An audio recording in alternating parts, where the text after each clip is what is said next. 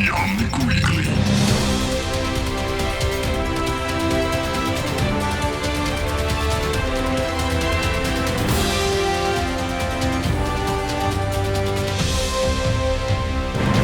Welcome everybody. It is February 18th, which is a Sunday. Maybe I should mention that too. And this is episode 169 of the Omnic Weekly. Scorpio is probably going giggity somewhere now because of the 169. But that is actually, I never thought about that, Frozen. But if you think about comparisons of characters, like video TV characters versus members of our community, I think Quagmire is a good way to describe Scorpio. Well, in some ways, yeah. Maybe. Nah, in a lot more ways than you would think. Yeah, I didn't think about that earlier. Hi, everyone. Hey, Preston, how you doing? Okay. A bit hungry, but I'll fix that later. Oh, damn. That sounded like someone needed a snack. A bit hungry. Is that like a warning? I'm going to get hangry throughout the podcast? Is that what you're saying? I don't think so. It's okay, cool. Just because I should probably get some food after. Yeah, yeah, it's still a short day for you, or your day hasn't. Well, I shouldn't talk. I've not been up too long either, because I also had kind of a weird long night without a lot of sleep. Those are some are both those bottles water? Yeah. That is, someone is ready to hydrate people. There's like two huge ass bottles, or maybe it's like maybe you are very tiny. That could be it. That it just kind of, yeah, you have to hold your glass with two hands. Yeah, I'm not that tiny. They're like 0.75 milliliters. That quite what does big. it say? Eigen turn. Oh, it was a smoothie bottle, but I'm using it to like store water now. It's like from True Foods. Oh, that makes sense. Like juicing smoothies. That makes sense. All right, but we need to keep moving on because Frozen later has to DM a D&D session on our server. So, in case, when you're listening to this, it's too late already. It already passed. Yeah. But maybe check in next month because they do these monthly. It's monthly now, right? Yeah, it's monthly now. Yeah, monthly D&D sessions, and it is fun stuff is coming. That's all I'm going to say. Just like go watch. They are having some tremendous adventures. Other than that, I think we also have a lot to discuss. I'm just kind of keeping an eye on the little Diablo guy there. He's kind of Jesus Christ. We also have a lot to discuss because season 9 went live this week. And the question I've been getting the most from all over, not specifically like, usual people ask like, how are you doing? How you feeling? All that kind of stuff. But the only thing people have been asking me is, what do you think of season 9? How do you find season 9? Are you having fun with season 9? So allow me pass on the question to you, Frozen. I'm having a lot of fun. If I say so myself. There we go. My playing habits changed a bit since the season started. I viewed myself, I played a bit less Anna since she's having a bit more trouble now with the healing debuff. Yeah. When DPS attacks you, it's a bit harder to keep yourself alive, especially since she doesn't have that much mobility. So I've seen myself like playing more characters with more mobility. Like I played Kiriko, Moira, Mercy. Kiriko is very strong right now. She is crazy. Yeah. Like the same as Genji. Like if you have a good Genji, it just wrecks your team completely on his own. Especially since like the projectile increase. I don't mind it. I think he might be a slightly bit overtuned, but that can be fixed. It's definitely interesting how I saw my style of playing change over like the last week. Do you really feel like you have a more difficult time with Anna to keep yourself alive and whatnot? I feel like, yeah. Like her Nate seems stronger. But only on the enemy team. Like her damage is definitely more important now than her healing ability. But keeping yourself alive on your own is almost impossible now. When you're in the backline, you get dived by a DPS, no chance. Yeah, I've not noticed that too hard, but it kind of makes sense that would be a thing. It's not for me. It's not been breaking. Like I've not been staying away from Anna. For that reason, I've actually been drawn more to other supports because, like I said, Kiriko was strong in the last season, but mainly because of her DPS, and I feel like now she's kind of very relevant with her Suzu Ball is more relevant than ever. Like everything, every utility ability just got more important for all supports, and every support player that has big utility like Baptiste with his immortality field, the Suzu Bells, and the flask on Ana. I've actually not been playing as much of Lucio, which kind of surprises me because, well, they reintroduced his big boop. His boop is still is back, like his old boop. He can actually boop tanks again, well, to a certain extent. They still have, of course, they can still be very stubborn in with their own passive, but overall, I feel like that was the one hero that I've kind of been avoiding. Lifeweaver, I've been playing a lot because of the new skin mainly. He is crazy because of his pull. It's so impactful. Yeah. And I actually played a bit more Lifeweaver than Ana. Like, I still play her. She's still really fun to me. I love her. She's one of my favorite characters.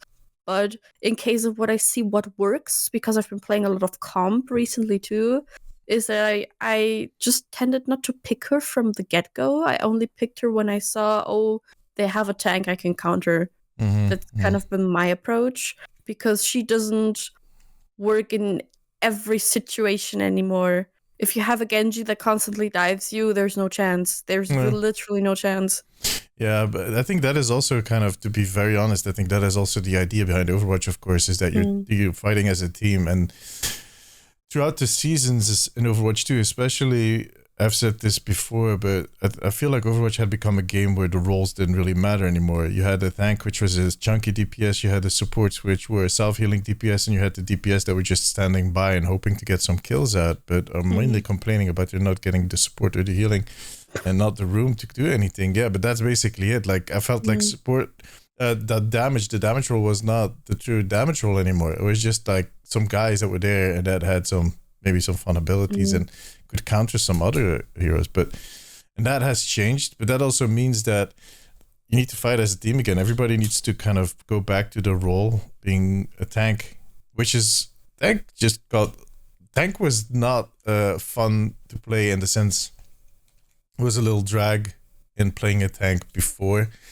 It just got more difficult, but I personally feel it became a little more fun, but I'll come back to that later. But tanks need to take back that role of a tank of creating room, but they need to do it in a way that they shouldn't be just standing there and hoping that the supports are going to keep them alive, but they need to be smart about it. They need to think about their own health pool for the first time in a lot of seasons. Like, I used to play a lot of World of Warcraft. I said this many times, but you play the tank in World of Warcraft, which is a different game. Like that comparison only extends to a certain point, but there is this philosophy in World of Warcraft as a tank that your first job is to keep attention of the enemy. Point. Period. You need to keep aggro. That's it. But the second thing is mitigation. You need to mitigate as much damage that is coming into you as possible. And then the third thing is that the supports are going to try and whatever you lack or fail to kind of mitigate, they will be filling. They will be kind of making up for that. That is kind of the thing, because they also have other stuff to do, like keeping everybody else alive, doing kind of removing debuffs and whatnot and all that stuff. And I think Overwatch kind of shifted back to that, where the tank, his job is to create the room, keep the attention of as many people on the opposing team by just harassing them in a way and kind of pushing them, just putting pressure on them, but also thinking about their own health pool. They shouldn't just be expecting the supports to be there, just shooting them in the ass the whole time, because then the DPS are going to die and the supports themselves are going to die. And everybody has to kind of play their role. Again, support needs to make sure that they use their utilities and their heals to keep everybody alive. And DPS need to do the killing. But the killing also kind of relates to kill those that are trying to kill your supports, because without your supports, you're going to die. I think that was something that was slowly kind of fading out, and with this change came back. But before we go too far into all of that, let me first kind of I think overall, like before the season actually landed, there was so much negativity about the changes that were going to be coming in.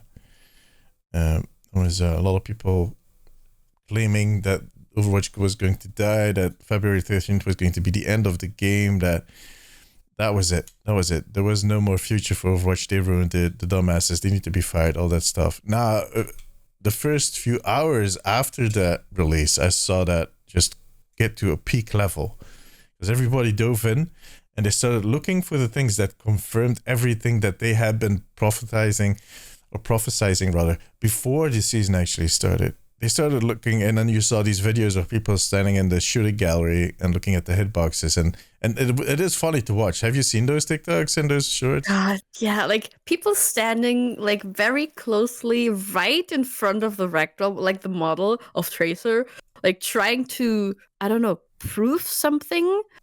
If they just stand right in front of like someone that they don't move, and that would never happen in real game. It's kind of funny, but it's also sad to see people take that seriously.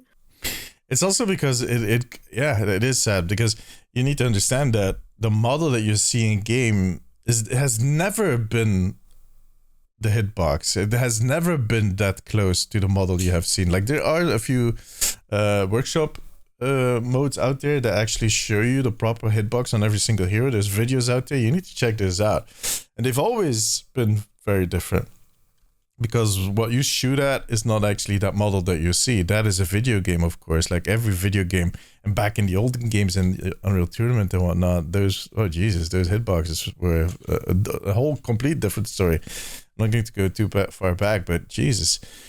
And now we have this kind of thing in our head where we think, like, if you see a Tracer, that you can basically hit the tip of her hair and that is going. No, that's not how it works. That is, if that should be calculated every single time, well, good luck with that. The game is not going to run, and it's not going to. You're never going to hit a freaking shot. But I do have to say, on the other hand, I saw these images of these videos of people shooting with Sojourn at a Tracer, for instance, and the distance, it almost was like, let's say 40 centimeters next to Tracer. You could headshot her by missing by 40 centimeters, which is, like you said, if you're doing it in a situation in the shooting gallery where you're standing still, where you're just kind of trying to prove that point that the hitbox is big.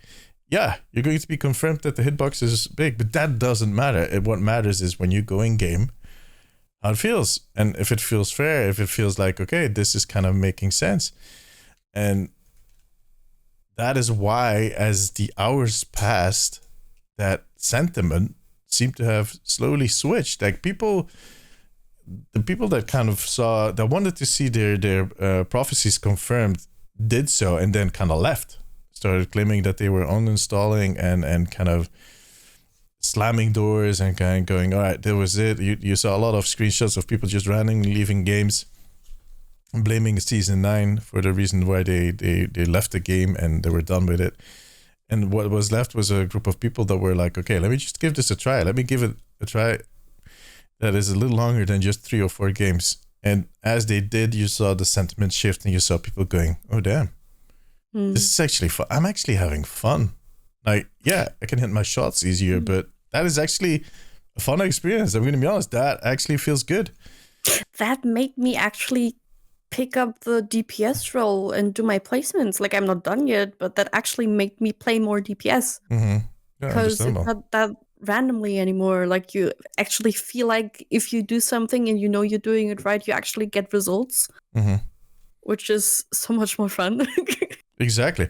And the counter argument that you often get from people is like, yeah, but there's no more skill expression and shit like that, and everybody can aim now. No, that is not true. You still need to aim. You still, like the difference, the minute difference in that skill expression actually results in a lot more fun for a lot of people, which raises the bottom floor of the whole experience of Overwatch for everybody. But it doesn't bring everything closer together. What it does, it shifts everything up, because the people that were already a good aim before now get a better percentage of hitting their shots, even more than they did before. There was nobody in this game that hit 100% of the shots. Like, there is no 100% shot accuracy unless you're a widow that takes 3 shots in every single game. But that has all been raised. So now those people that were really good aims before now come to a level where they don't need to improve necessarily the advantage that they get from improving their aim is negligible, and they can start thinking about other stuff like playing strategically. And I think that benefits the game as a whole because it is a team-based hero shooter. I think strategy is important because you have so many abilities that are in no way tied into hit, scan, aim. Like good luck aiming with Junkrat. You need the physics to create the aim with Junkrat. I mean, just playing with friends is more fun than ever. Because, like, I played some solo games. I mean, I didn't play a lot before, but I tried it just for the fun of it, just for the experience. And honestly, like, you have to have a bit of luck if you just have the chemistry and if you're, like, just organized together, if you have the similar play style. Because sometimes we just had the similar, like, oh my god, I need to go Life Weaver because my tanks just keep charging in because. Oh, you played with Koba? No.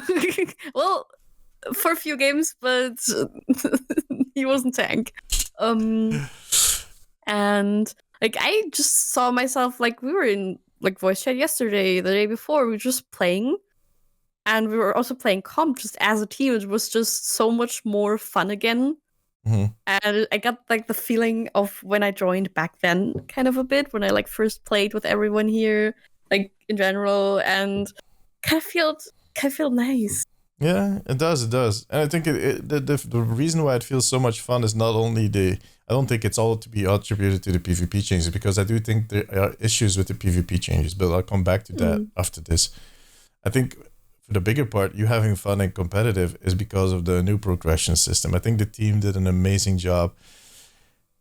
I don't know if there's going to be a lot of feedback or a lot of changes still coming in the next few weeks, because they have been talking so much about this system that they integrated a lot of feedback already. Like the version that we got to see going live today, or this week rather, was already evolved from what they introduced to us back at BlizzCon, because of the feedback that people had been giving, because the people in that team, like Gavin Winter and everybody else, is very actively part in the community, and they different, like they've been in my streams, they've been in Flash's streams, they go all around the place and just listen, talk to people. They don't just read, they engage with the community in chat, talk to them, and see and ask questions like, why do you feel this way, and why do you think this is a problem?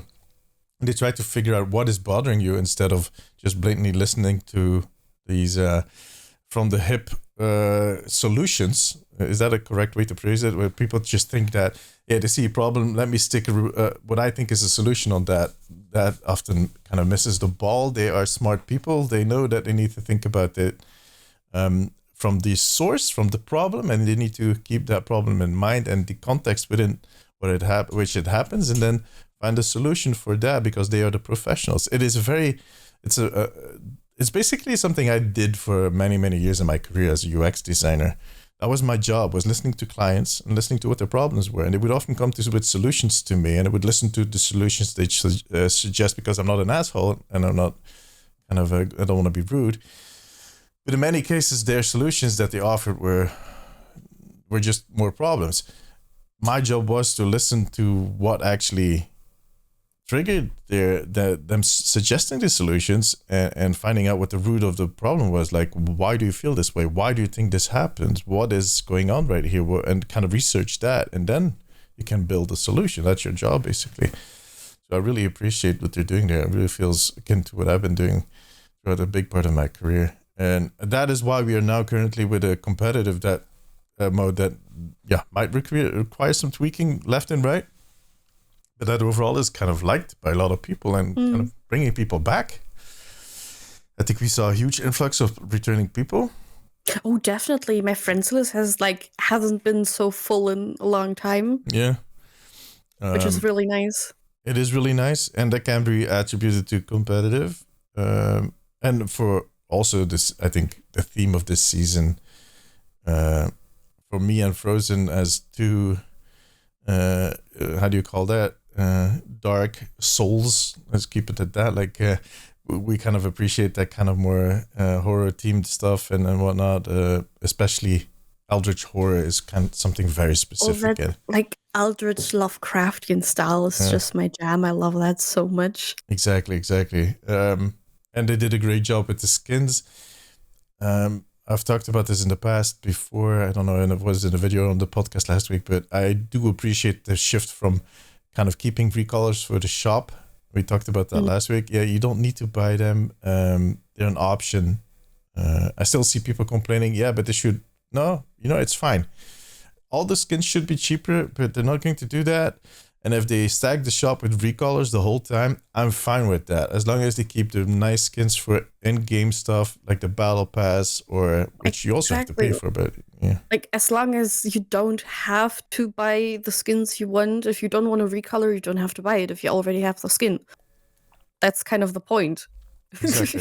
Exactly. But I would feel worse if they put all the recolors in the battle pass and then just put the skins we actually would want in the shop.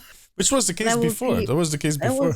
That was bad. Yeah, that was just flat out not nice. So I'm welcoming that change, definitely. Yeah, if this is it could be a coincidence that they just had a lot of recolors that they wanted to put in this season. We'll see in the future seasons. But if this is a deliberate choice, I think that is a nice how do we call it? Oh shit, I can't think of the word. Compromise. There we go. I'm Honestly, Belgian. I should know this. It's in my if DNA. they feel like, hey, we're gonna put some recolors in the shop and we're gonna make more effort for the event skins, I'm fine with that. Yeah, exactly. And there always are. Look, I'm going to be honest here. That was a tiny bit of Dutch there in Ale. Let me be very honest. We're still going to get some event skins that we're going to have to buy. The collab skins are still going to be. They're going to be in the shop. We're going to have to pay a lot of money for those. But yeah, I mean, take what we can get, I guess. I don't know. Like, I feel like when you do a collab with a brand like One Punch Man and Cowboy Bebop that is coming up, there is some tolerance in me that goes like, all right, I can understand that you charge some money for those skins. The Seraphim is kind of on the edge. But for instance, what was the other one they did with the diva with the glasses and whatnot? I can't think of the name. Gentle, blah blah blah. I don't know anymore. I don't know. Yeah, like when it is a brand, like a commercial brand, like Coca-Cola, Lego, like that glasses brand, anything that basically is a commercial partnership and not as much like a fandom partnership. Yeah, I don't think people should be paying for that. That is advertisement. Don't make us pay for advertisement. Sorry, I don't care how beautiful the skins are. I don't want to pay for advertisement. And I don't want to pay for the third recolor of that advertisement skin. Yeah. I think that is kind of the line. Like, I can understand that people need to pay for a Batman skin or need to pay for Cowboy Bebop. I keep saying Captain Bebop for some reason. I don't know why. Cowboy Bebop. Look, there's some tolerance. We can discuss the prices. We've done this before. But anything like if they bring out another Lego skin or a Funko Pop skin, for instance, nope, not paying for that. The difference between collaboration and advertisement should be made clear. Like the Lego skin is just, it's a cool thing. It was really cool, but it's so rare that it's like it's so expensive to get it nowadays. Can you buy it actually, the Lego skin? Ooh, I know that Scorpio acquired some of his skins on his account through like eBay codes and stuff, and those were expensive. Oh, yeah. Like yeah, some rare black market. Like Widowmaker skins, like rare ones. Yeah. Or people that buy that sell basically the parts of their account or codes that they have lying around. Like some old BlizzCon skins, for example. I think one of a few of his 2016 BlizzCon skins he got afterwards. Cheeky I didn't want to call him out here, but I mean, his account is worth a shit ton of money. I have to say that. And like, if you want to collect something, that's fair. Yeah, true. People should be able to spend money on what they want to spend money on.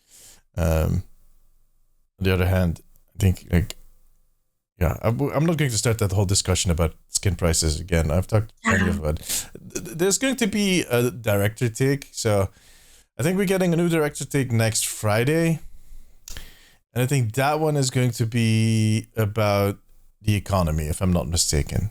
because they kind of merged the other two that they were going to do, which was about balancing and about competitive mode. They kind of merged them into a blog post and then kind of stuck a director's take on top of that to emphasize that.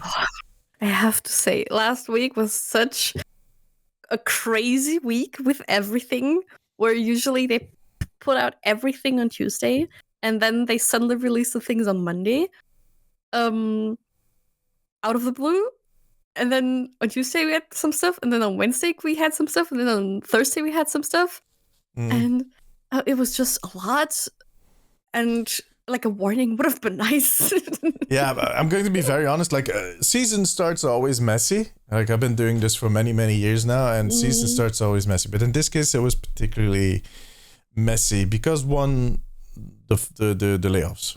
I could notice. Yeah. I could notice in at the Blizzard in the team internally that really kind of, first off, it kind of slowed everything, grinded everything to a halt. Like, the moment it happened, was a lot of stuff happening when it came to the creators and whatnot, and that kind of all grinded to a halt for very understandable reasons. We all had nothing but understanding for that. It was kind of, I mean, that had a huge impact on the people that were working there. They were shell-shocked, and to a certain level, even I think even Aaron and I don't know about Jared Nurse, but I think Aaron Keller didn't even see this one coming, and I feel like, at least that is my perception. That is what there's no how do I say that? There's no straight communication about all of that, but you get a sense out of what people write in their blog posts and whatnot.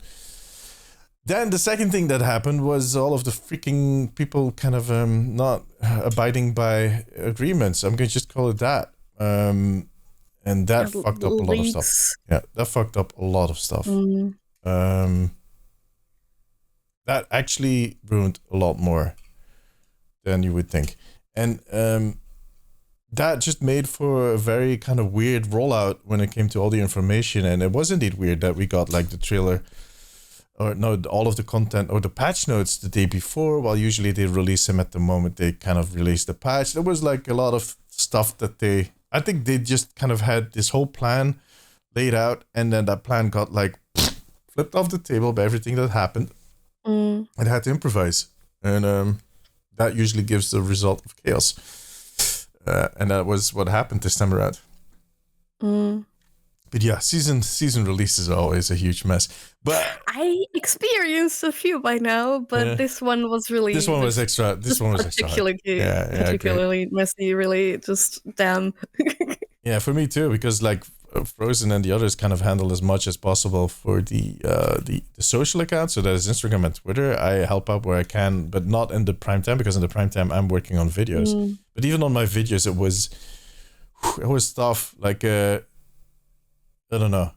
Monday was hell. Like at some point I was like alone because no one had the time. We didn't expect that. No one was there. You were streaming, and I did my best, and I rolled a lot of things out, and after a while Spicy came in to rescue me, but I was just my brain was mush afterwards. I couldn't think. Yeah, that's what I feel like every single day when I go to bed. I'm like, what the fuck? Yeah, but like it's been I don't know. It's been kind of rough to make Overwatch content lately, but we'll see how that evolves. I'm not going to talk too much about that. But anyways, I'm going to go back to the economy blog post. I think that is where they're going to be talking about the future of the shop and the battle pass. And I've said this repeatedly, and I really have my fingers crossed that Friday we're going to get some good news, that it's going to be something. I don't know what. I have my ideas on what they could do. I've said it before, like what they did with the Winter Wonderland event was in essence the best thing they ever did when it came to progression and battle passes, except for that one bundle they released that had all the tickets that you would ever need. That basically undermined the whole strategy. It's like they made the best painting in the world and then kind of threw a huge plate of spaghetti all over it. Like, there we go. Yeah, you're thinking you're making art? No, you're making you're ruining a painting and a spaghetti. And I really hope they kind of land somewhere where the thing I want to see that is something that brings back that sense of trust, that kind of gives people something to go like, oh, that is kind of fair. I mean, I don't know what it is exactly. I've said it before. I have my ideas, but I don't even care if they follow a certain path. I just want to get to a result where the community at large can feel like they are being treated as people that are important to them, as valued customers, so to speak, and not as a source of dollars. Because that is going to be like, so many people are complaining or yelling rather that Overwatch is dead, and that is not happening, and that is not happening anytime soon. But it is slowly getting to a place where if trust keeps going, if the trust keeps growing lower and lower, that is just going to become this, I don't know, very artificial thing, something that I'm trying to compare it to another game, but something people kind of jump into occasionally, but they have no respect for, something they just kind of maybe even slightly embarrassed that they're playing it. You know what I mean? Like, I'm not even going to call it a guilty pleasure, rather more of a... I mean, it's kind of similar to like the older generation when someone hears them, oh, I play Fortnite. I don't know, you wouldn't tell your friends. I wouldn't tell my friends, hey, I'm openly like, hey, I play Fortnite or games like that. I don't know. That's maybe a good comparison, yeah. Like for the older generations, for people that are over 16 to tell people that they play Fortnite is indeed kind of yeah, I don't think that's the space. They need to stay in the one era, that one vibe where people kind of respect the game, even if it's very being down talked right now by a lot of people, and there is still a lot of stuff to work on. It needs to get back to that space where people are talking about it with respect and kind of admiration, and seeing as an example of what is possible within the gaming space. So you can say, hey, I play Overwatch, and people will go like, oh, cool. Yeah. Like, to get that kind of reaction. Yeah, I've been thinking about trying that out, because they feel like they're being treated fair. And I think there is a middle ground between earning money, plenty of money, and there's an anecdote. I think there's a space between earning a lot of money and earning the respect of your community. I've been all over the place again. I've noticed that when I listen back to the episodes, I'm always all over the place. I need to start finishing my freaking sentences sometimes, because I just kind of, my head, I think I might have some kind of disorder or anything, but my head is like always 2 steps ahead of my mouth. That is a problem. But to go back to the anecdote I was talking about earlier. So you guys know that I live in the city. I actually almost worked at the studio that made Baldur's Gate, in the sense that they offered me a job many, many years ago when it was a way smaller studio than it is right now. So that guy, the head of that studio, Sven, did this interview this week. And that makes me even more proud to have that as a Belgian studio. That is no personal reflection to Sven. It's not like I know him very well. I know him a little bit. And I mean, this is not my personal reflection towards him, but more my reflection about his opinion and kind of proving what I've been saying all along. And he did an interview, I think with IGN or something, and he said in that interview that he is proud that they don't have any shareholders to think about, and that they have shareholders in the sense that they have owners, but that they don't. The shareholders do not have any influence on the process. I think the only people that have kind of an influence on the process are the people at D&D, because Baldur's Gate is a property from Hasbro and Wizards of the Coast. Wizards of the Coast. Of course, the people at Wizards of the Coast do have an influence on the game because it's their IP and they have to kind of give their final go on everything that kind of happens. But they don't necessarily have kind of their shareholders watching over their shoulders and in mind. Like, they don't care that they need to make money for the shareholders. What they're kind of thinking about is that they need to make awesome games. And he literally closed that interview down and went like, if you make awesome games, you're going to make a shit ton of money. And that's what I've been saying for years now, ever since, like, it's been kind of the thing. I'm not going to say I would like a t-shirt out of it, but it would be appropriate. So many t-shirts. I mean, the thing is that they knew their target audience. They knew what D&D players are like. They That's are why D&D players. They are. That's they are D&D players themselves. That's why they implemented like the bear scene, for example, the infamous bear scene. Mhm. Or other stuff, which is, it wasn't necessary for it to be a good game. It was just for the fun of it. And that's what some games are lacking if they're shareholders. They don't just do stuff for the fun of it. It is just a common sense that shareholders, people that are there for the money, should shut the fuck up when it comes to games.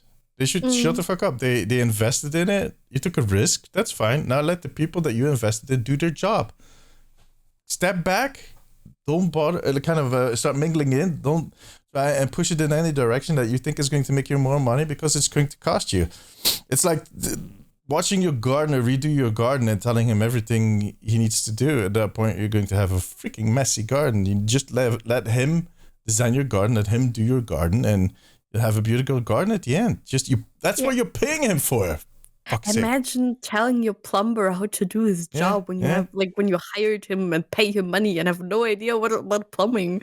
But that's a general issue with Frozen. That is, like, you're kind of hitting the nail on the head. Well, is that maybe also a good? No, I don't know.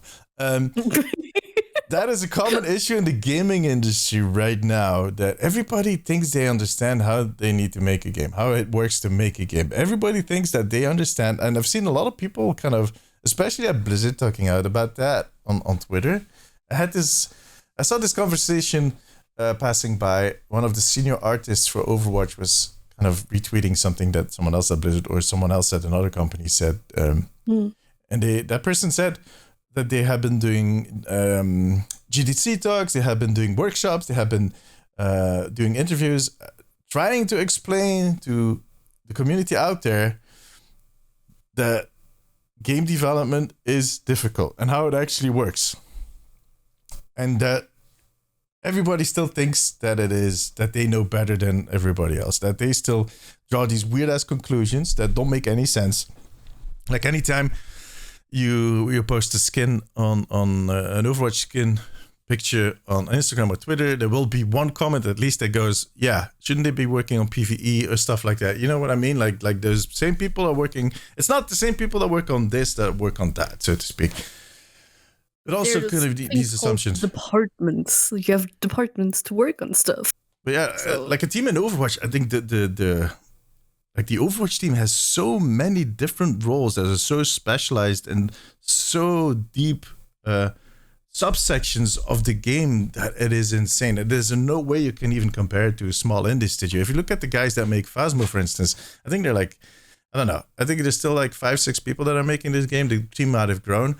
They have an artist, they have a developer or two, they maybe have someone that does environment art at this point and someone that does character art, so they start dividing it. But as your team grows, you start dividing all those things. So you have a character artist that will be doing 3D models, then you have a character artist that will be doing specific kind of, skins, or there will be a VFX artist that will be doing effects. Like, it just kind of like a huge I was going to say the artist of Phasmo probably doesn't have to push out, 10 new skins every season. So. No, exactly. It is because the demand is big. That's why you grow your team. And as you grow your team, you start kind of hiring people that are very specifically trained into or specialized into certain sections of your game. And that doesn't mean that they can't do anything else, but that is basically the job. You start kind of writing out these jobs that are very specific. But anyways, at the end of the story, it is a very complex thing. You need to bring all those people together to make a final product. But everybody still thinks that they could do better, that they understand it better, that they know how it should be done. And that actually made me think of doing a podcast about game development where I invite people to talk about shit like that. But that is something I'm currently thinking about, kind of we'll see. Something I'll come back to eventually. But that I think would be interesting to kind of educate people about. Don't say stupid stuff because you have no idea how it works. It is freaking complicated. It is one of the most complicated products you can make. But that being said, anyways, let me go back to season 9 because I feel like I'm veering off again. I think what were the last things we were saying was that the The competitive thing is going good. The theme of the season is nice. They made some interesting choices when it came to the shop and kind of putting all those recolors in. I'm also going to touch for 1 second on the Junkertown rework, which was very interesting, very surprising. The words people had for that were interesting. Overall, like I've played it a few times up till now. Their idea was to kind of make the entrance to the gate a little easier. I wouldn't consider it easier, but it definitely got more interesting. It got less boring. It got less one-sided. I like the cover, because a lot of people were like, "Why is this change made?" There was such an open space before that if like you had one dominating team, they would just roll you over and you could do nothing in that open space. It was just like invitation for snipers, or you had no protection whatsoever, which just made that area kind of a problem area, especially when you had your spawn there. You like the spawn was open, it wasn't protected. And I kind of like what they did. I kind of like the stylistic choices because they just didn't put some crap in there and call it a day. It kind of makes sense how they structured it. Yeah, it adds like it really kind of changes the feel of that zone. Like that open space is gone. It just feels like now, if you would be coming into Junkertown, like never playing it before, you're new to Overwatch, there's no way you would think that there ever was like an open space there, because it really feels like they're just kind of funneling you further into. It actually kind of feels weird that behind there somewhere is a spawn point now, which is kind of interesting. I don't know. I think we still need to get used to it when it comes to, like I said, it doesn't necessarily make it easier. It adds more excitement to that zone.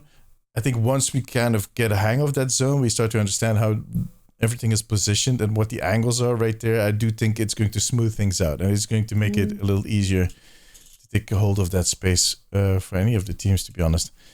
And I'm kind of curious to see how that one spawn point is going to be camped now, because that one building, the old shed, so to speak, is very close to I think the defending team can actually take position in there and kind of hold you off right there at that spot, which was impossible before. Like once you lost the gate, the next point you basically were trying to hold off was the corner, like the bend, the huge bend that you have in the road. That was your next kind of holding point. I mean, it depends. Honestly, I had a few games, and thing is, when you try to hold down low, there's a good way to like go up there through the tunnel and then go to the point. And if you hold high up, there's a good way to like go down below. So there are multiple ways. And I mean, if the enemy team or if the team who's attacking always goes the same way, of course it makes things easier. But I think which is about 70% of the cases, let's be honest. Yeah, but like if you have some brain cells in your head, then you will go a different way at some point if you like die 2 or 3 times. This is the first I'm picking a fight with everybody in the Overwatch community. Yeah, it's okay. I'm fine with that. No, but there are more ways now to like get safely to like the point, or to have more options, in my opinion. Because before that, like every way you could go, if it was up high, it was down low, it kind of had like the same starting point. Or you'd have to go through that open space, and that's not there anymore. No, definitely. It definitely improved. I'm just kind of wondering how that is going to evolve over time and how that is going to end up. And they fixed the sofa. If you have not seen my video, go check it out. Yeah. The beautiful sofa. The pillow was glitched. Yeah, the thorn in my eye for the last, 16 months has finally been resolved. But okay, let's then maybe just move on to the final point of this whole. I think the one thing that so many people were so upset about was the whole rebalancing of PvP. They basically reshuffled PvP. For me personally, I'm going to be very honest, like the first few hours of playing, I had this nervous feel, this gut feel of, "Ooh, this is going to be different. How is this going to work out?" But as I kind of progressed through the game and as I've been playing over the last few days, I feel that feeling kind of fades out, and you basically come back to that same experience. Like I saw people claiming that Overwatch is now like Paladins, and I was like, I played quite a lot of Paladins back in the day, and this, I don't see how this comparison would work. But I'm always open, listening, and let's see. And no, it's still so Overwatch in its core. It just feels better. I feel like I've had less of these moments like where I'm like, what the fuck just happened to me? Like, what happened? Like, how did I die? How is this possible? Like, if you get shot in the face by Hanzo, there's still quite a good chance, if you're not full health, that you're going to die. But you will know that was Hanzo that killed you. You will know exactly what would happen to you, and it will still suck. But you'll know, like, okay, I should not have been standing there. I was like half health, and I was like thinking I was Rambo, standing there with my two guns shooting at everybody that moved. No, that's not how it works. You need to be more conservative. You need to be smarter about it. You need to go kind of stick to your role. For me personally, it brings back these feelings of Overwatch 1, where the roles were defined and where DPS could make a difference, and where you, as a support, if you did your job correctly, instead of just kind of queuing for a support and playing it as a DPS, you got away with it. You can't get away with that anymore as a team. If you have one support in your team that plays as a DPS, you're going to die, all of you, over and over again. There's no more room. There's no more room for that. And I think that brings me back to the Overwatch 1 days, but there are still a few issues. I think there are still a few things. Like, for instance, you as an Ana player, have you had the instances where you try to sleep dart someone and nothing hits? I feel like it's been more easy to hit. I mean, we played a few games where I kind of harassed the Doom quite substantially. That was a funny game, that one game, yeah. It was really, like, he like texted me like in the in-game chat and said like, "Good shots, Anna, like, your sleep's hit." And I kind of feel like it's been hitting easier, but in the sense of I have a feeling I kind of do it brainlessly now. When I can have a sleep start, I don't think about it anymore. It just happens. Yeah. Because there's so many things I can block your sleep dart, from like tanks to walls to anything, that once you get accustomed to what hits and what doesn't, it wasn't that much of a difference. It kind of just improved because of the projectile size. I think that actually might be my problem, is that I've had instances where I sleep a Roadhog and I can almost see the dart hit him right in the belly, but it doesn't do anything. And then I'm like, why did it not register? But I actually think my projectiles sometimes get stuck on other stuff. Like, because the projectile size of I don't know how much they grew if they grew the sleep dart and how much they grew the sleep dart. But I've had instances where I shoot, like the Roadhog. I swear that Roadhog, I could see the dart almost fly right at his belly. It was going to make the most beautiful piercing he ever had. And he was just standing there. Like, nothing happened. He didn't even go down. Like, it wasn't anybody else was shooting at him. I was the only one. But I think I might have gotten caught on the wall or something, like, because of the bigger hitbox that it hit the wall first. But this has that issue. You have to get used to this, like, bigger hitbox now. It's like something like you can't, like, when you are used to shooting around corners or like playing around corners. That's what I always do. It's a bit of an adjustment. Yeah. Because of the like new hitbox. So I have to get like a bit further out, a bit wider now, to be able to like not get caught out. Like, I had that with the Moira orbs a lot, actually, where I tried to get an angle right and it just didn't work because the size is different. Yeah, that it gets stuck on the wall. I do that quite often, especially with my sleep dart, is kind of work the corner and then kind of throw out the sleep dart and dive behind the corner. But if you dive too quickly or you're not far enough, like Baptiste has an issue where his hitbox, or the bigger hitbox, actually gets stuck on his arms, because he has his head he's always kind of doing this with his arms a little above his shoulders, like he has this, and because of the bigger hitbox of the projectiles, you can't hit his hitbox anymore because they get stuck on his arms. So you try to aim for his head and you'll hit his arm hitbox because of the bigger projectile sizes and stuff like that. One issue that's been talked about a lot, and I kind of agree with, is that because they give all the DPS that new passive that gives a 20% healing debuff to any target that they are targeting. If you stack a Zenyatta orb on top of that, you can burn through an enemy pretty fast. If you can coordinate, crazy. if people pay attention to whatever, or Zenyatta keeps in mind who they are shooting at or who the target is. If you do the proper callouts and whatnot, if you throw a Zenyatta orb on a tank or whatever, and the DPS start focusing them, they're like, and they're gone. It's kind of insane. Zen is crazy right now. I've seen him almost every game.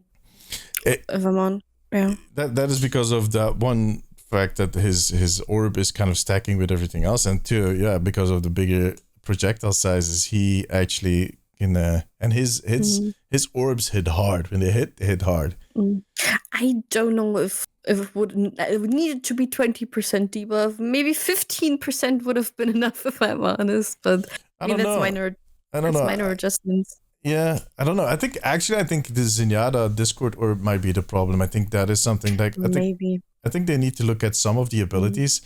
Like, I also think some tanks are missing the ability to kind of eat enough of the damage to kind of mitigate it. I think Ramatra is super. Like, you see Ramatra's almost every single game now. Ramatra, his projectile size. The increase in projectile size, on top of all the buffs that he got in the last few updates with the speed of his projectiles, he's just like, he just is like one of those sandblasters. He just kind of removes paint in your entrails within seconds. One thing one tank that's surprisingly more effective now is Junker Queen with her ult. Yeah, because of the debuffs also stacking. With the debuffs, like when your DPS then get on there, if you like have a Genji and a Queen, that can be super powerful. Another one is not that easy to keep your Queen alive, but she has the advantage of her that she heals herself, so she is mitigating a lot of the damage.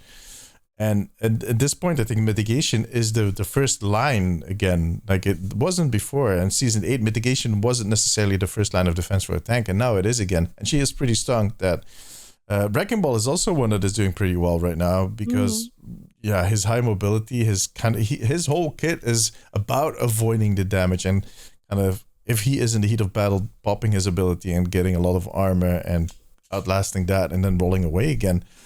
And if he stays away for a few seconds with the self-heal, he comes back fully healed without a problem. So he can harass the backline even more now, Yeah.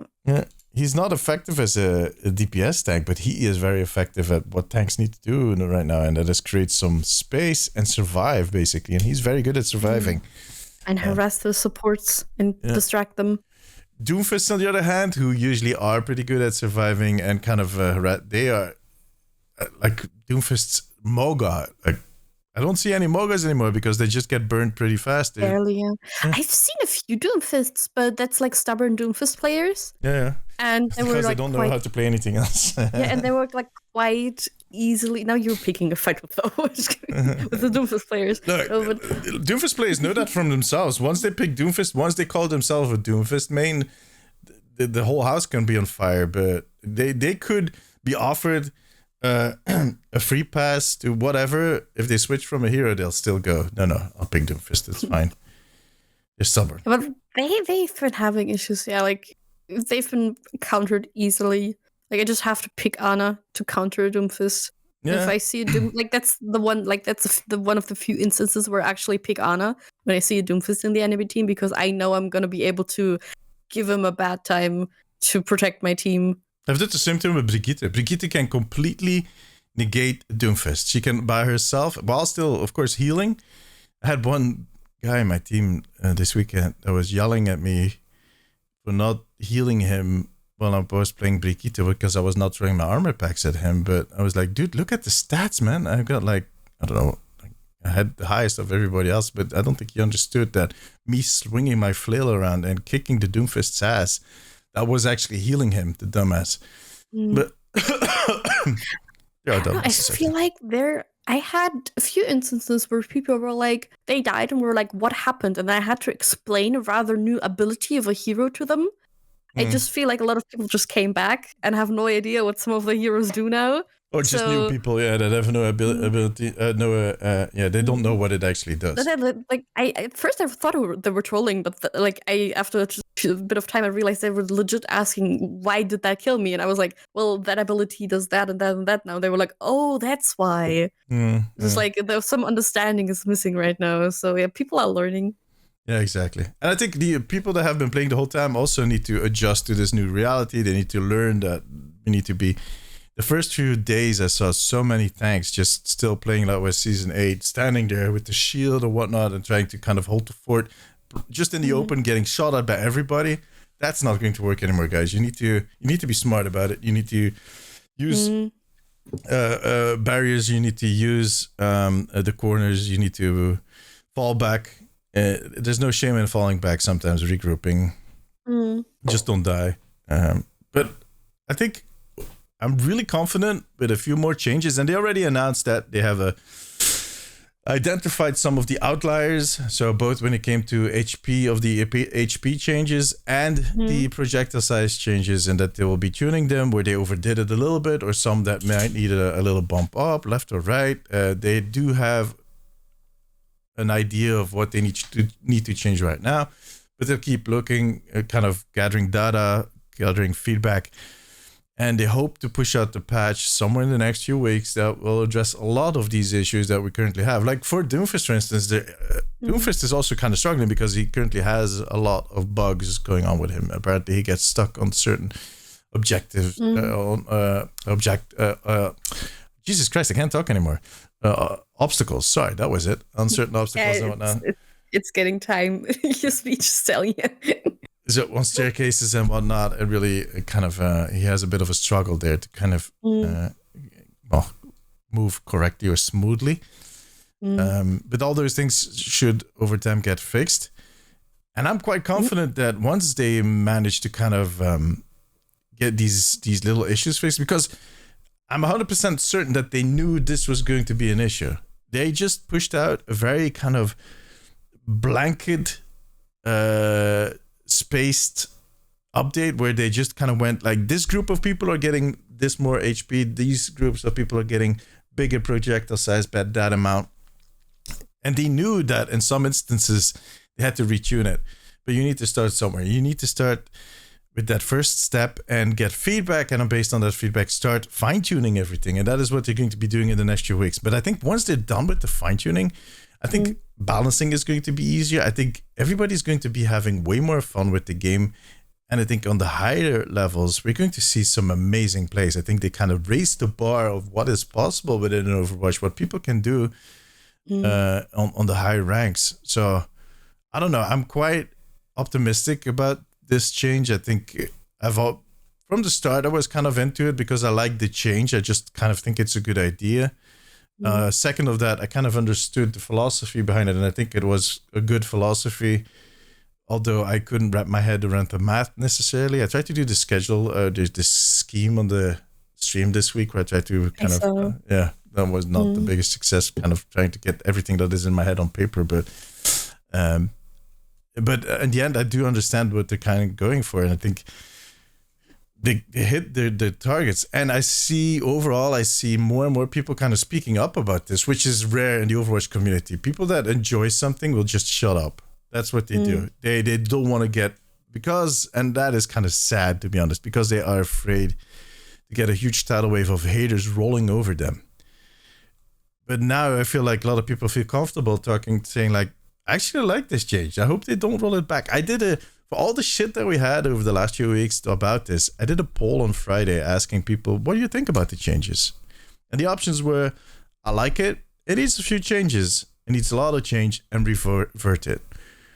And let me see. Wait, I can see it. I have it right in front of me. This is for Instagram, where they only were 3 options. About 60% said it needs some change. But let me go to Twitter, because that was like a little more... how do you say that? There were more options, so people could kind of specify their opinion a little closer. On Instagram, that's a little more difficult.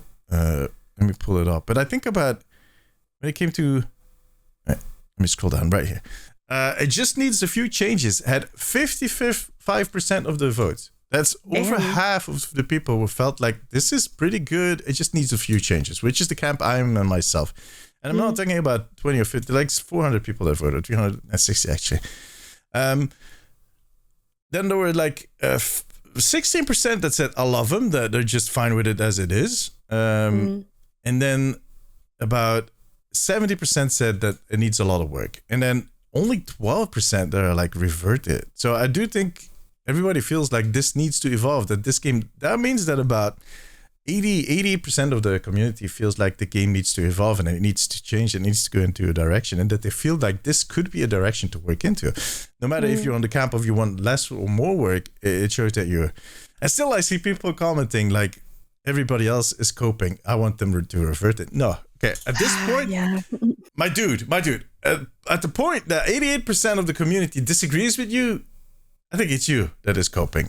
I think it's you that is on the wrong side, or the minority side of the vote, and that's perfectly fine. If you feel it's not for you, you need to. There's a lot of other games out there. Go have fun. This game is just going to keep evolving, and that makes me hopeful. That makes me hopeful that the outcome surprised the hell out of me. I actually expected so much trash talk, and it turned out to be like people were like, yeah, some changes. More or less, I mean, 55% is like just a few minor changes and I'm good. On top of the 16% that were happy with it. So that means in total, it's a few extra changes. They have about 70% of the people on their side. It just shows that, like, even if you get flashback on, oh my god, we don't want changes, changes are still good. Yeah. If you do them right, if you know what you're doing and they know what they're doing, then changes can be very beneficial for your game. Yeah. And I mean, you talked enough about this, how people always complain when changes are made. Oh, yeah. But like just this past week where we saw the people that kept complaining just like slowly shutting up was so satisfying to see. Yeah. It was. You just know it is working. They were wrong. They've been proven wrong, like not only on paper now, but like in the game, in the actual game, in the experience. Yeah. So yeah, true. That is very heartwarming. That is very. It's a good sign that we see this kind of behavior. To kind of continue on the poll, by the way, because I know some people will comment on about this. This is also a trend. It's not just on Twitter. I did the same poll over on YouTube. I saw that same trend on YouTube. The numbers were very similar. I can pull it up right now, just to make sure. And on Instagram, where I have my biggest audience, of course, where we had over 2,000 votes. There were 18% of the people that wanted to revert it, and 25 said they loved it. 57 said they needed work. So that shows a very similar trend. So it's not just a one-off. Over 80% of who would say, "Hey, it needs a bit of work, but I like the changes." Yeah, exactly. Let me quickly now, for my own curiosity too. Let me pull up the YouTube poll. That usually also like 1,000 votes by now. It is still running. 15% loved them. 63% just needs a few changes. 15% says it needs a lot of work, and 7% want to revert it. So that is even more extreme. That is about 80%. Yeah, that is on board for these changes with some minor changes. That is not bad. And I think that is what we want to see. We want to see people kind of having fun again with the game, no matter what. I mean, I know we're going to get comments on videos and posts till the end of days where people will keep kind of pointing at the fact that PvE was promised to us and it never materialized. Yeah, you're right. That is true. Those will be there until the end of time. That is true. That the skins are too expensive. Yeah, that is true. But at the end of the day, this is a game that we play to relax, to have fun with. This is not a job. This is not something that you are forced to be interacting with. I can't think of any more comparisons, but and it should be fun. In the first instance, that is what we should be focusing on: is that we are having fun with the game. And I think they kind of they set a first step in the direction of making Overwatch fun for a lot of more people again. And I'm very curious to see how this is going to evolve and what is going to come after that, because we're going to have some new heroes added to that. There's going to be some abilities changes that will need to happen. This is the first step, because once we get used to this, we're going to ask for the next thing, and they know that. But I do think they have, when they level this out, when they get this sorted, they're going to have a huge base. They have a good base to start off on and to kind of make it work and to build definitely. on it and change the game for the future. So overall, to answer that question I asked at the start, how am I feeling about season 9? I'm having fun. Hopeful For the game. Yeah. Yep. We'll see how it all evolves. That is kind of my stance ever since, for the last, well, let's say 2 years, is we'll see. Yep. Because I mean, that's probably the best sense, because 1 week can be so different from the other. I mean, if we look at like 2 podcasts ago, how our mood was then and how it is now, it always changes. Yeah, every time I get too optimistic about the game, they throw in a skin that costs $160, and then we're back to square one. So we'll see. We'll see, exactly. All right. I think we said everything we needed to say about season 9. We'll see how we feel about it next week. But me and Frozen are going to be traveling this week, so we're going to be approaching the next podcast episode with a bit of a clearer mind, a little rested up, a little relaxeder. I don't think we'll be neither of us will have been playing a lot of games, but yeah. So we'll see what comes. And especially, I want that next director take, the economy. That is the one I'm looking for now. That is the one I want to see. This is all competitive, check. PvP, we'll get there. But I feel the game is evolving when it comes to cosmetics and in a direction that I think a lot of people feel more comfortable with. If they can now tackle the battle pass and the shop and keep delivering on, because I skipped over that, but the new event, the PvE kind of event that they did, not the biggest, how do you say that? It's actually pretty nice. It actually has a few elements in it, and the replay value is kind of augmented with these weekly updates that they're going to do. But it is actually a pretty nice event. The fact that you can turn on your team and whatnot. It's fun. Like when we found that out, I think it was Kobe. Kobe did it every time because he was picked every time. I was so mad because I wanted to turn my team for once. Yeah. It was really fun. I mean, I did that in stream with you actually, and I won. Yeah, exactly. Yeah, we got rolled twice. I was actually picked the first time, but I didn't end up doing it because I wanted to see. I was streaming. It was for the first time, and I wanted people to have the experience. And then the second time, there was our tank was picked, and he just kind of obliterated us because he was a tank. And the third time, it was Frozen, and she killed us all too because she was playing on soldier and just kind of laid waste on us. And on top of that, the person that gets picked also respawns after 18 seconds. Yeah, like 18 seconds. It's a long time to respawn. You can get a lot of stuff done in 18 seconds, but it's still plenty of time to kill your teammates, well, your former teammates. Yeah, something to. I think you guys had killed Kobo once. And we killed Kobo a lot of times when he was Sigma when we were playing when we were trying it out that night after doing everything, and we kind of harassed Kobo a bit. Poor boy. Yeah, well, but he turned on us. It's fine. That is actually a fun mode. Also, it's what is it called again? A prop hunt. Been a success again in the last. I think was played quite a lot by a lot of people during the Lunar New Year event. Even Magic. Yeah. I think they are just on a roll when it comes to. I love to seeing these little things. Of course, with all these people getting fired, I saw one people kind of comment about that. They enjoyed that new game mode, and the comment literally was, "See, all it takes is removing some of the lazy people from the team, and removing the president of the company, and you get game modes like this." And it was like, how?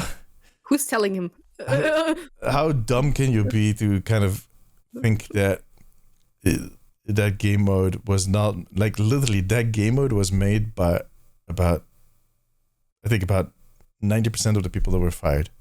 I saw a lot of artists, a lot of people that worked on that game mode speak out on Twitter because they felt kind of sad and happy at the same time because the last thing they worked on was going live, which is bittersweet, so to speak. And then you have this one 12-year-old dumbass kind of sticking his head out and going, see, that's all we need. And then you just want to take their dad and just smack his head repeatedly and go like, this is what you came up with, this little brat. That is what you managed to do. Good job, Be man. ashamed of yourself. Be ashamed. Shame on you and your cow. Because the kid doesn't know any better. Anyways. Now I've insulted everybody's parents. It's time to call this amazing. We insulted everyone this episode. I don't care anymore. I'm going to be honest. I don't care anymore. I'm on my own path, like when it comes to my opinion about Overwatch and whatnot, and I'm doing my thing. And if you don't like it, there's so many other content creators that you can enjoy. So many other podcasts. I'm just here to enjoy myself, and kind of I'm kind of how do you say that? I'm kind of done apologizing for not joining in on some clickbaiting, crap ass hating bullshit. Because to a certain point, at some point, you start feeling like, am I really talking? Am I like, how do you call that? Am I a shell for Blizzard? Am I kind of talking to their mouth because because I got to go to BlizzCon once? No, I don't care about that shit. To be honest, like, it was the fact that it was a BlizzCon was a freaking miracle. I had to push, work hard to get there, to get invited, and I had to pay for everything myself. But that's fine. That's the way it is. That has nothing to do. My opinion about Blizzard and about Overwatch is just based on one thing, and that's my objective opinion. Me observing with my background knowledge on what is happening. You shouldn't apologize for that at all. No, I know I shouldn't. But at some point, you start feeling like, you really start to feel like you're doing something wrong because everybody's kind of hating you. Like, why am I so different from everybody else? But then you just realize. And you hear some other voices in the community. There are some people where I feel like I'm very kind of akin to, like Question, for instance, like people that kind of have that same opinion. Like, really, just cut out your bullshit, guys. Stop talking out of your asses. Like, approach it as it is. Yeah, there's shit that isn't correct, but you shouldn't kind of throw out everything. Throw out the kid with the bathwater. Or is this something you say in English? I don't know. I don't know. Just keep a level-headed mind instead of falling for the trap of some of these content creators that are just milking you because they want to get more views and clicks. The less videos they have to make, the more money they get from every single video, the happier they are. And they're going to play you for everything you're worth. They're going to lure you in with very big titles and thumbnails that have very surprised looks on them. There's a reason why I don't put my face on my thumbnails. Because I don't want to be that dude that is like, this on a freaking thumbnail.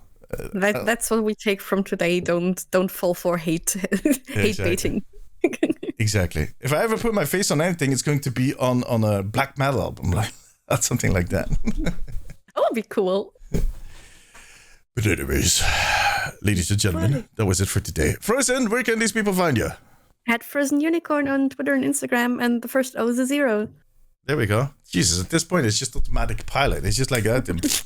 She doesn't even have to think about it anymore. I'm going to confuse her one day. She's going to say something like the first O is an egg. Something like that. Yes, it's a cunning plan. Anyways, you can find me as DMCSTV on Instagram, Twitter, TikTok. Check out the Omnic post on all your Overwatch news. For all your Overwatch news, at least. That is on Instagram, Twitter, TikTok, and YouTube. There's a new video coming in a few hours. What time is it? In 2 hours or something, the new video should be up. Catch us on YouTube, the podcast, if you're listening somewhere. Exactly. Yeah, you can listen to this podcast on Spotify, Google, Apple, but you can watch it on YouTube if you want to see our faces. Yeah. I don't know. You want to see the weird faces you did today? Well, there's always plenty. Yeah. Come check that out on YouTube.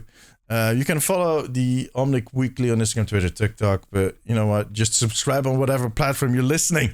I want to thank our patrons for their support. You guys are legends. And you too can become part of the Omnic Post family over on patreon.com/theomnicpost for some exclusive stuff. And some stickers and some pins and early access to the podcast, all that. But that was it. Look at that. There we go. Another preview of the stickers. Really cute. I love that they have their own compartment in the shells. Yeah, they actually do. Like, I have a little different compartment just for stickers. Yeah. It just has this little label on these ugly stickers. There we go. I have them on my laptop. It's right there. I have like half of them already stuck on there. Oh, nice. Yeah.